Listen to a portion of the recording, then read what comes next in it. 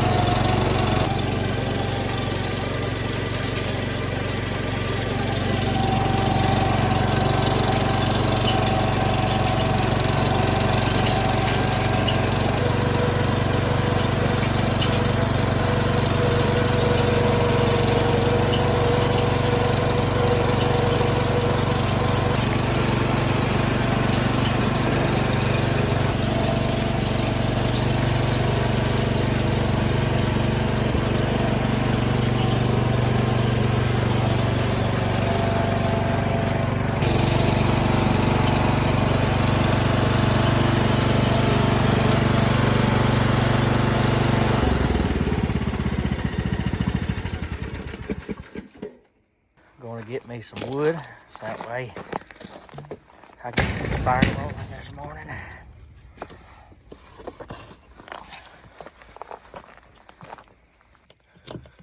Well, turn around the right way, maybe we'll be in business.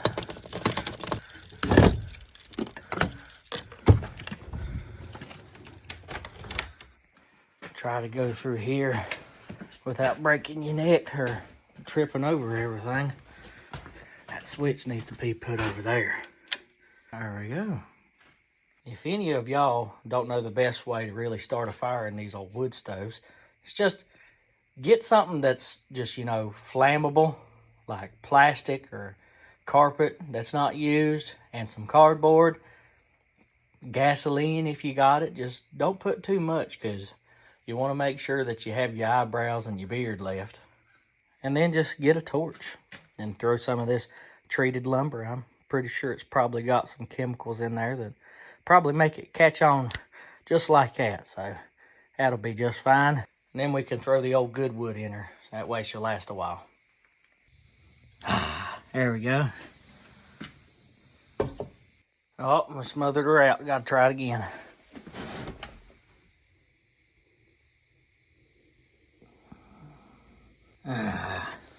See if we can't get something to help out.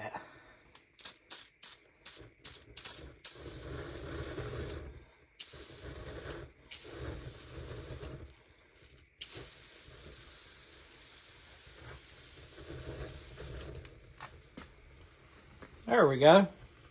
And then once she's going, make sure you leave this door open so that way she can get a good draft to get that fire up. And so that way, the garage will fill up with everything you pretty much put in there and you just be breathing it in. I've been doing it for a while and there ain't nothing wrong with me.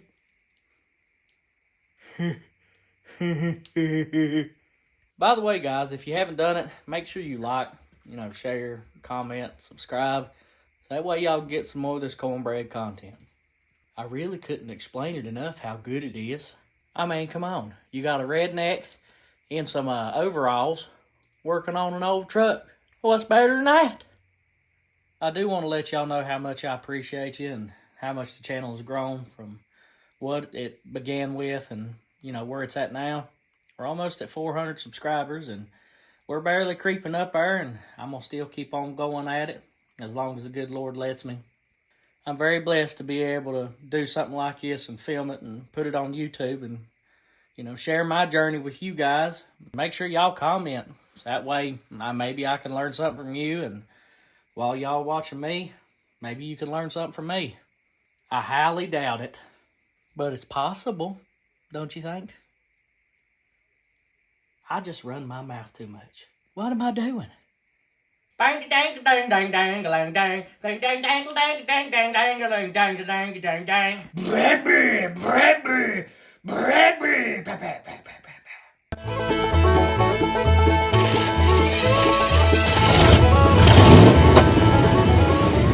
So y'all wasn't around with me for this part because I knew it was going to be a headache, and honestly, who likes a video about someone making 50 different brake lines and having to make them fit? But I'm going to show you what I got going on. Right down there is the new proportioning valve that I got for this pickup. I had to make some lines up here to fit because the factory lines ended up twisting off down at the proportioning valve.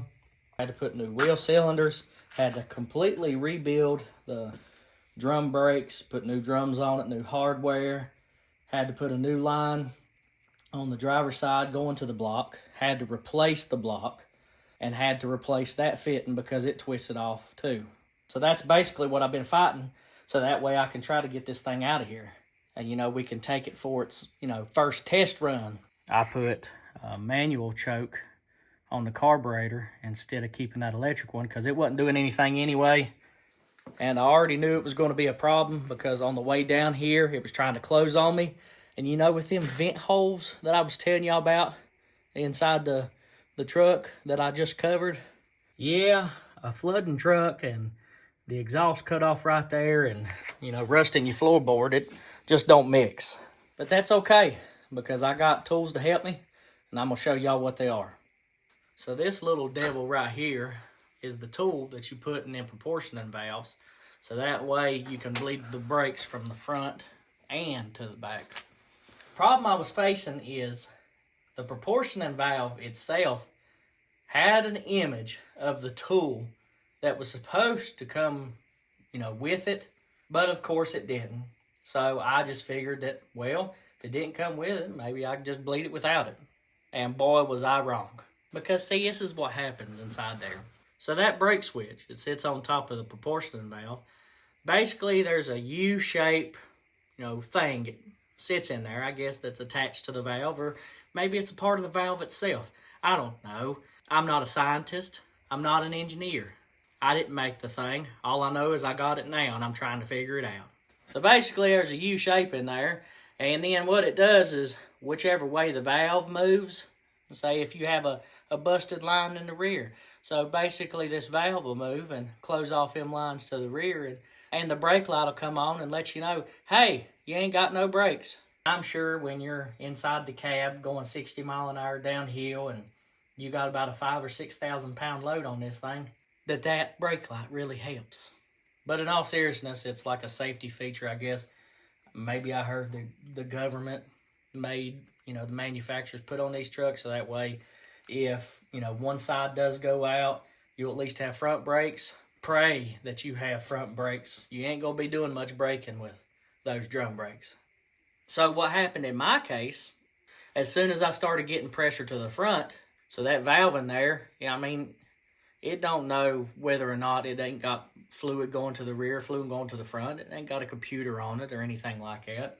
And if that valve's just sitting in there freely, what else is it going to do other than move to the rear and block off your rear lines because you ain't got no fluid back there, and then cause you to have the same problem that, you were starting with, which is no fluid to the rear brakes.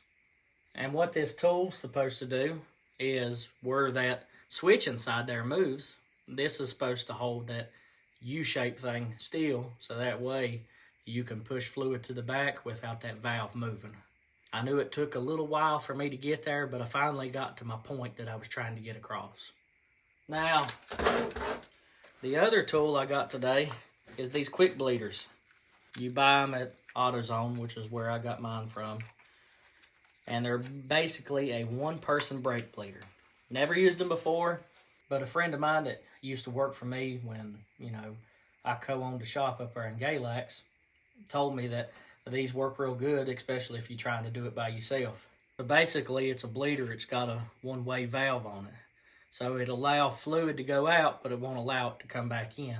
I've never used it before, but I'm going to tell you the instructions, I guess. Open bleeder, fourth to a half turn, which is what you normally do on a regular bleeder when you got somebody helping you. And basically you just pump the brakes until the air is released, and there's no need, it says right here, to, close it between pumps. But we'll just cross that bridge when we get to it. Boy, it's getting smoky. What's the deal with that? Oh, fire's gone out. Looks like I'm gonna have to use the brake clean.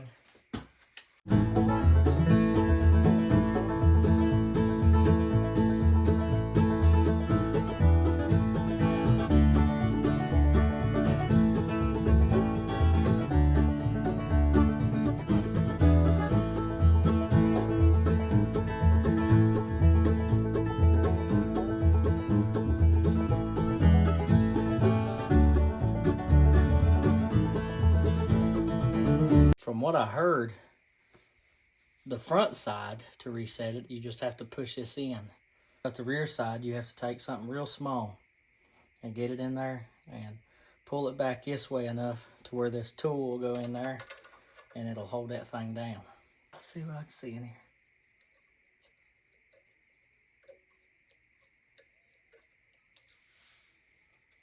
Let's see where this is going to go to.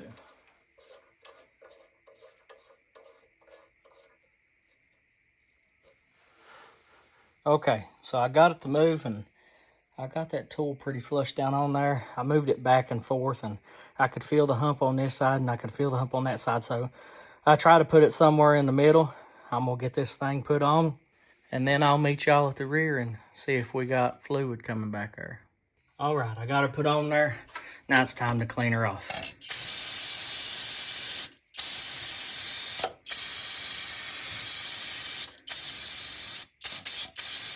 Yep, that ought to do it. Well, a long time later, just getting nowhere, until right about now. You can just take this blue looking thing right here, this tool that you get off Amazon, and just chuck it. Oh, I'll probably need that in the future. Why did I do that? My goodness. No, let's just say that I took it off, got it centered, put that tool in there, and I might have not done it right. I don't know. A lot of y'all out there is probably going to be like, well, you just didn't do it right. You didn't put it in the right position. You wasn't holding your mouth just right. It's the user, not the tool. Listen, I get all that. I understand it. But in the heat of the moment, it just doesn't help. And it just wasn't working. And I just wanted to take my fist and just ram another hole in the side of this thing that it really didn't need, because it has so many holes from the rust. But I calmed down. I prayed about it. And then I was like, I wonder if I could just, loosen the line from the front, let the valve go this way, instead of the other way. Lo and behold, did I get fluid to the rear. Now that I'm getting fluid to the rear, I might compress this reset button up here, and I don't even know if I'll put that blue tool back in there. But I know it's got fluid in the lines to the front, because they don't have no way of leaking it out over time. So I'm going to hook this line back up in the front, because I got the back bled now. Thank you, Jesus. This is what the fluid looked like. Nasty, black, and murky. I put it in a bucket just in case I needed to reuse it, but honestly, I won't reuse that. I'll go to the store and buy some more brand new and just waste another 30 minutes of my life driving down to Dollar General and just buying another jug, I'm going to get this front line on and see where I'm standing at now. All right, guys, so that worked. It was successful. All I had to do was just get fluid to the rear first, which makes sense because it probably didn't have no fluid in it to begin with, and that's the reason why the proportion valve, shut that side off. So as soon as I got fluid to the front, I hooked up the front line and jacked up the front, had my nanny press the brakes, the tire stopped in the front, and the drum stopped in the rear. Now, as far as if the brakes are 100%, I don't know. That's what I'm getting ready to test. The only thing left I have to do is just to jack that side down, tighten up the wheels good enough to where I know they won't fall off going down the road. And maybe we can take old Copper here for his first test drive in 14 years.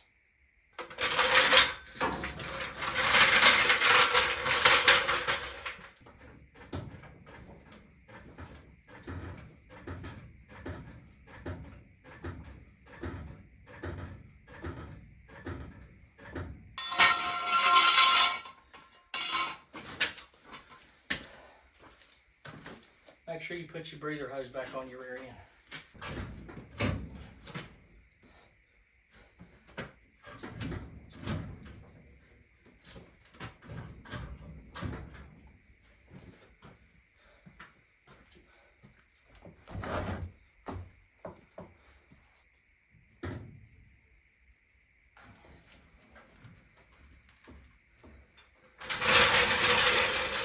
How you like my torque wrench? Just somewhere between 90 and 150 foot-pounds. It's good enough. Cold start. This thing ain't been started in probably a week at least. So, get it out of full-wheel drive. Well, it'll come out. Whoa! That scared the daylights out of me.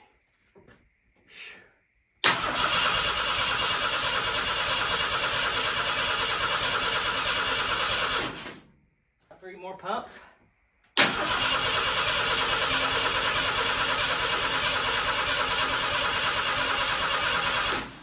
Uh-oh. Come on now.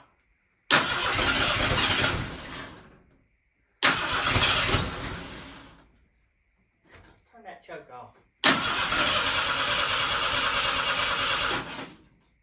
it back on. Well, I smell the gases. Hope it didn't flood it.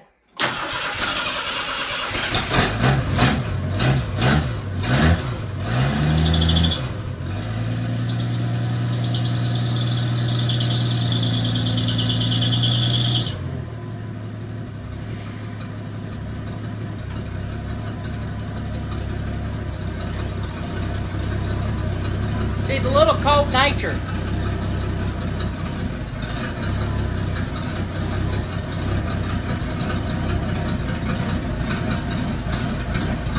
Don't be there.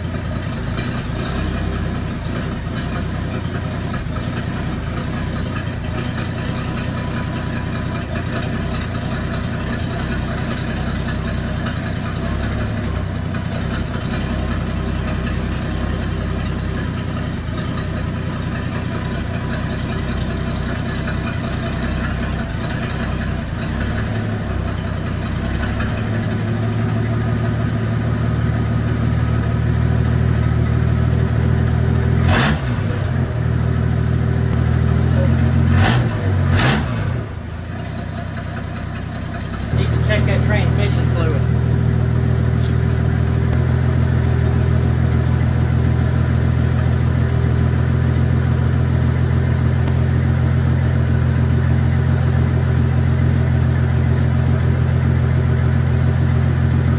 She's a little low on transmission fluid, so I'm gonna put some in her.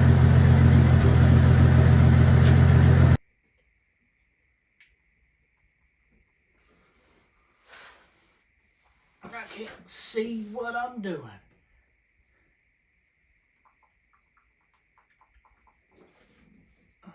Come on.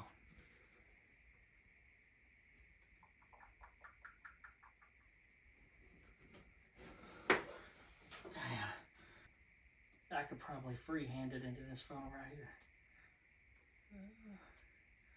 There we go.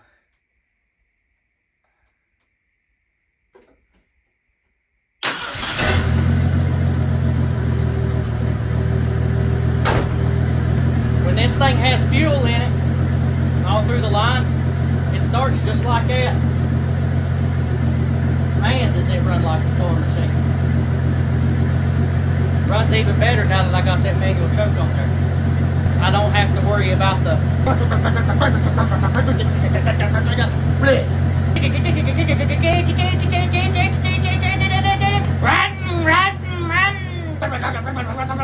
you know what I mean. Well, I'm gonna let this thing sit here and get hot, and then I'm going to check that transmission fluid here in a minute. All right, guys, we're in old copper. Pretty much sat out all last night without being in the garage, and it's pretty cold today, and the wind's been blowing, and I know that battery's going to give this thing a fight, but I don't know. It might start up just fine. Let's see how a cold start does. Pull out the choke. Pump her a few times.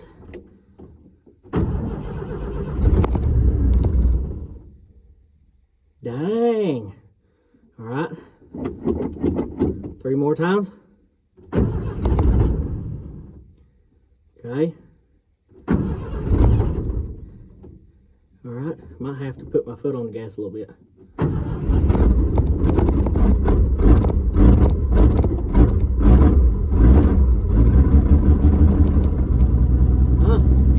I was putting my foot on the gas a little bit and acted like it was, flooding a little bit. I took the choke out and then it started clearing up. Got this carburetor dialed, son. We're going to take this thing on its first journey to the gas station, which is just right up the road, but I kind of want to get a feel for it and see how it's doing. And then we'll bring it back to the house, and if it makes it, then we done a good job. Okay, here we go. Got gearage this morning, that's good.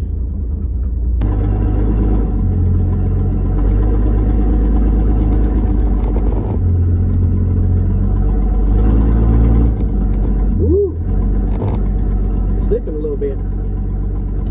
Not the transmission, just on the grass. It's got a lot of power. Oh. That shut my door good.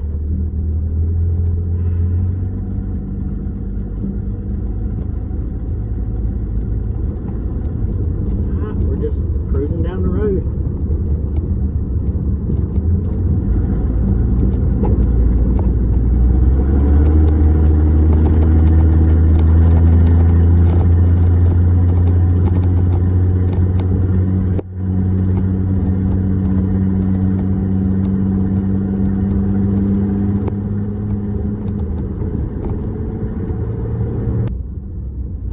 Don't know if I have any other gears.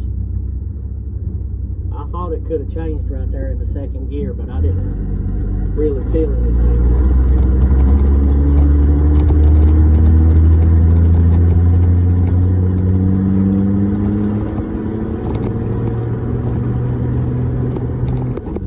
There we go. Finally shifted.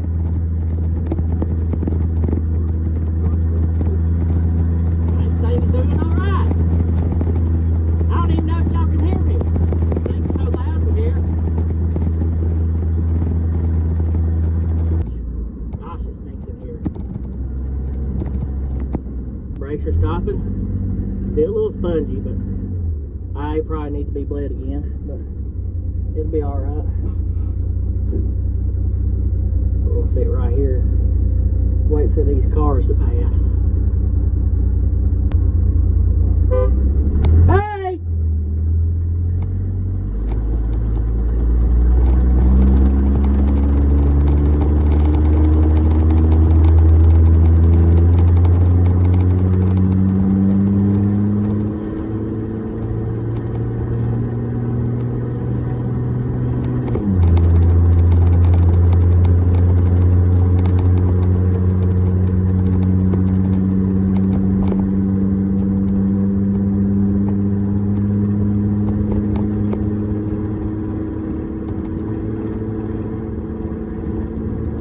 Come on, third. Well, it ain't kicked in third yet. And I probably, honestly, ain't got it up to speed enough to kick it in third.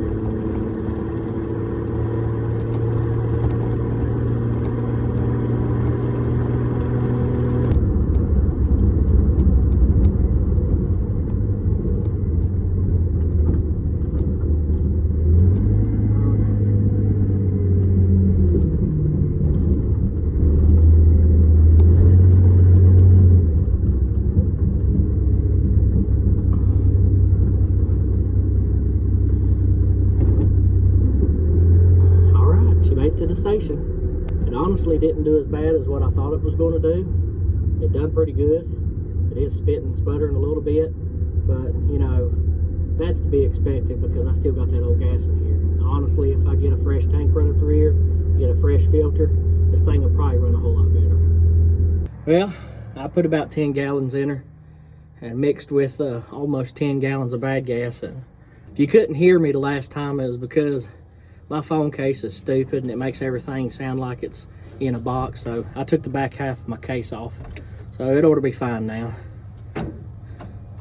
Uh-oh, that ain't good.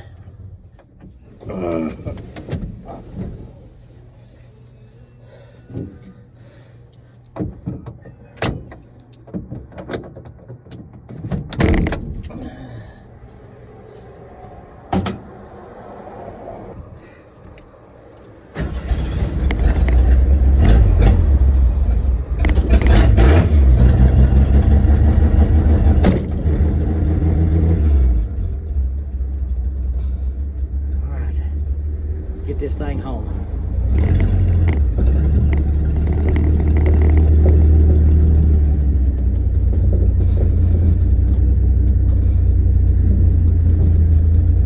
All right.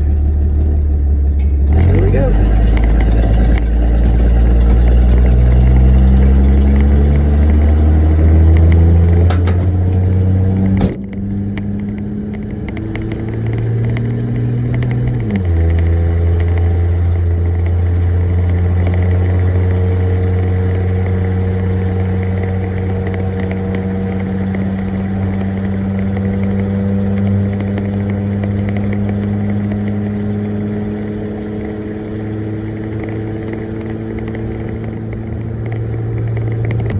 Oil pressure staying up there. It honestly handles pretty good.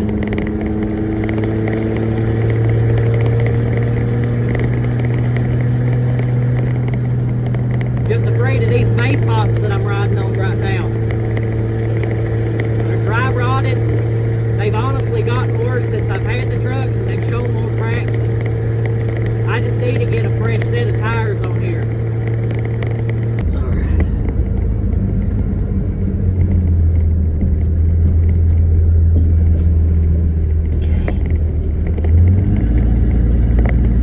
In the home stretch now. I'm gonna tell you, it feels like snow around here. Real bad. I know one thing for sure. This thing rides like a wooden hay wagon. You know what I mean? They ride kind of like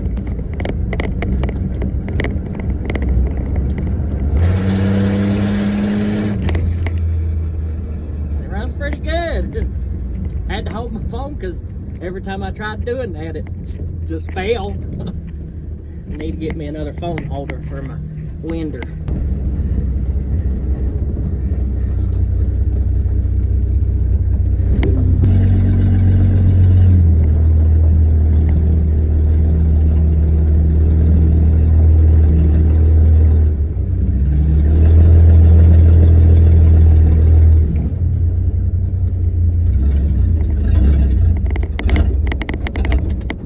Uh-oh.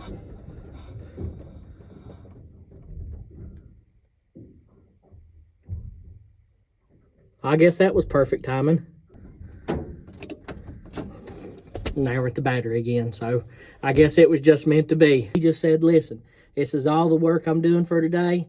It's just good enough. You brought me back from 14-year grave, drove me a couple miles, and that's good enough for a warm-up. I get it, Copper. I really do. But you understand you're going to have to drive a little bit farther than that. Other than it dying right here at the end, I think it was a pretty good old run. Copper's going to make a pretty good old truck. I'm going to tell you fellers, these 300s are pretty tough and pretty reliable, and I can't beat these old bullnoses. I mean, this is probably the 5th or 6th one that I've had, and worked on them and got them running again, and they've been good trucks for me. So I really can't complain about these bullnose Fords. So I'm going to encourage you today, go out and buy you a crap box. Ford, Chevy, Dodge, Toyota, doesn't matter. Might even be a Nissan. But just go buy you one. See what you can do with it. get it running. Who knows? It might be the best vehicle you ever had. Well, that's really putting it out there. Maybe not the best, but pretty darn reliable.